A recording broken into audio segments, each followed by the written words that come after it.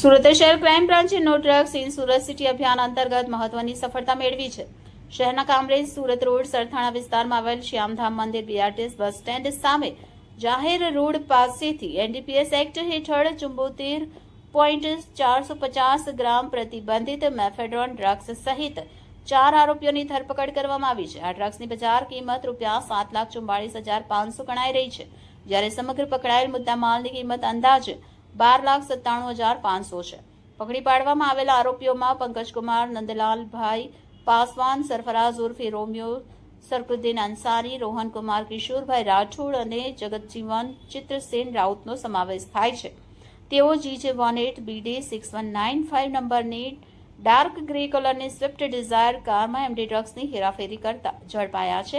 આ કાર્યવાહી પોલીસ કમિશનરની સૂચના હેઠળ અને જેસીપી તથા ડીસીપી ક્રાઇમના માર્ગદર્શન હેઠળ હાથ ધરવામાં આવી હતી। હાલ ધરપકડ કરાયેલા આરોપીઓ પાસેથી મળેલા ડ્રગ્સ ક્યાંથી લાવવામાં આવ્યા હતા અને કોણ ખરીદવાનું હતું તે અંગેની વધુ તપાસ સુરત શહેર ક્રાઇમ બ્રાન્ચ દ્વારા ધોરણસર ચાલી રહી છે।